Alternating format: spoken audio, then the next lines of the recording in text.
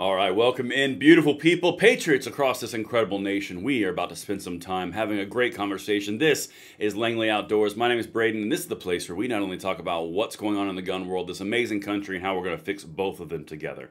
The content that I'm about to show you in this live stream this morning is how the media is legitimately starting to jump ship on Harris. You'll start to notice a few themes and trends of which we've covered on this channel. You and I have discussed months, actually, really, to be honest, weeks before the media. And this is what we're all about, spreading freedom from coast to coast, border to border. So make sure you guys hit that like button, subscribe to the channel, turn the notification bell on, because we are about to spread some freedom. And as you guys get in here, leave a 5x5 in the chat. Make sure audio and video is good. And now let's get into this, people. I've got to show you something that I want to thank you for. This shirt design that we just came out with is a limited time design. Freedom only lasts if you can defend it. I'm wearing the charcoal right now. It is selling like hotcakes. You are supporting the mission of this channel, and thank each of you so much for taking a chance with this design. It's made by 9line, it's made by Patriots, it's ethically sourced materials, and we're all pushing towards freedom together, and thank you so much for that. The design is still available. There's a link in the description box below. It's going to stop sales on Friday, and then we're going to start shipping on Monday just in time to look amazing and great and send that message on Election Day in a subtle but not so subtle kind of way. And thank you so much. Pick one up yourselves. You got red, you got green, you got navy and charcoal. But now, let's get to the party, because I've got to show you something, guys. We have been on this like a bloodhound. I hit the wrong button. There we go. This is from The Hill this morning after Kamala Harris's interesting little interview last night. Momentum shifts against Harris in presidential race. Now, here's something that I'm going to say right now. Let me get this video out of the way because it's distracting away from the message we're about to talk about. You have got to vote. You got to get your family to vote, and you got to get your friends to vote. It's getting to the point now where it's either going to be so one-sided, or this is all manipulation to get you not to vote and dissuade you think you got it in the bag. Doesn't matter. Vote like you're 5, 10, 20 points behind, and then look where everything settles after the dust settles on November 6th. Guys, this is a big opportunity. Do not squander it by thinking you got it. Everyone vote. Got it? Get it? Good. Let's get it. The tides of the election are turning against Vice President Harris, and I'm going to show you what they're talking about in a second here with another clip. Now, this is from The Hill. The Hill was telling us pretty solidly that that wasn't going to happen. You know, I'm going to get this out of here. Hold on. Come on, get out of here. There we go. But recent polling suggests that energy has leveled off, while Harris still has a narrow edge over former president. Oh my gosh, The Hill, get out of here. Former President Trump nationally and in several battleground states, she has been losing ground. Poll numbers from Decision Desk headquarters, for example, show she has lost 4 percentage points in the past month.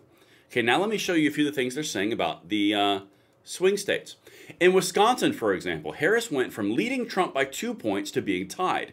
In Michigan, she went from leading 1 point by trailing by 1. And in Pennsylvania, Trump closed a 1-point gap to pull even with her. Now, what have we been talking about on this channel together for about a month to a month and a half? All the underlying issues that the Harris campaign is going to have, like I've told her and kind of coined her as the 50% candidate. 50% of union support, 50% of 18 to 45 youth African Americans. You've got Latino support slipping. You got, I think I said union already, doesn't matter. 18 to 29 in general. Guys, all the underlying pillars of the coalition that they've built for the last 12 to 20 years are falling apart. Let's continue, because again, this is all going into something very important that you need to see and be very wary of.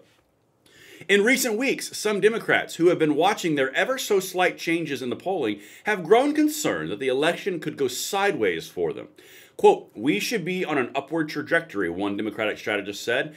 "That's the sign of a campaign that's on its way to winning. The fact that we're not is troublesome, to say the least.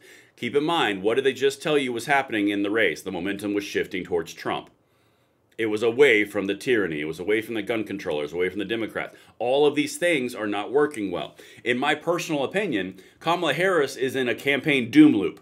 And what I mean by that is her polling goes down, so she's got to get out there more. And the more she gets out there, it gets really, really bad, and her polling continues to go down, so she's got to get out there more. And it just continues and continues and continues, culminating in last night's interview with Bret Baier on Fox News. Because, wow. The only people who said that went well were the ones who are paid by the DNC on Twitter. Let's just call that what it is. But I want to hit something really important. This is a word of warning, to be honest. This is the Poly Market this morning.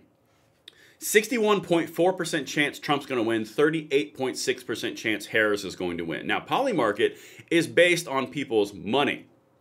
Okay, people are betting on what their perception is of winning. In this one, they're talking about him winning Wisconsin, Michigan, Pennsylvania, North Carolina, Georgia, Arizona, and the only swing state even on the table is Nevada. This is the part where I'm going to get really cautious with you guys and give a tremendous warning to each and every one of you. This does not matter. You vote, get your family to vote, your friends to vote. If it's truly 61.4%, then you run up the score and you induce the 5 stages of grief.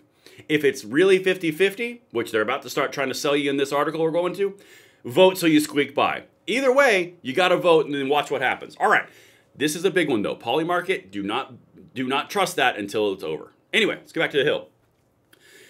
Another strategist agreed, saying this is not where we want to be with less than 3 weeks to go. This is terrifying. The Harris campaign is taking chances, putting the vice president on Fox News for an interview Thursday night. It's a bold move and one some thought that the candidate might not have made if she were further ahead.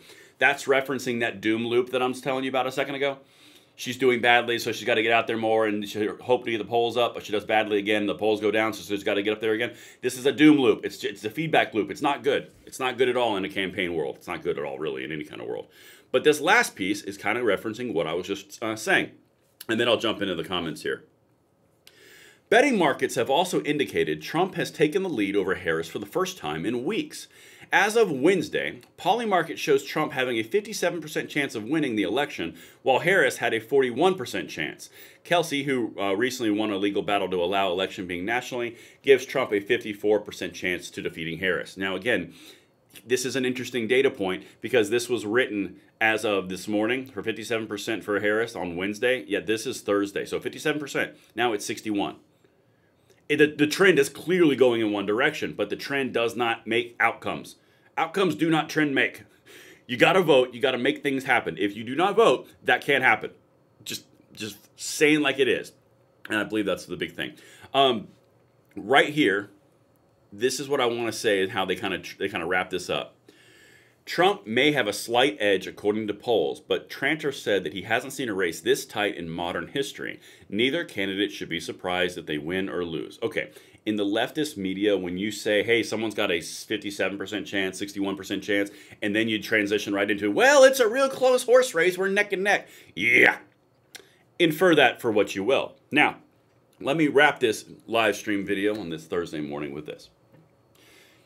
You have all the signs of being able to deal a dramatic 5-stage of grief-inducing blow to the gun controllers of who you have literally been under the boot for 4 years. Everything that you've been dealing with for the last 4 years, from a political influence from the White House, from the executive branch, the ATF, the DOJ, the EPA, anything, you have an opportunity to peacefully deal a blow that is going to leave emotional psyche scars. Don't miss that opportunity. They're jumping ship. They're telling you what's happening. You can look great while doing it because there's a link in the description box below for that shirt you're looking at, and I will see you on the next one. I'm Braden. See you later.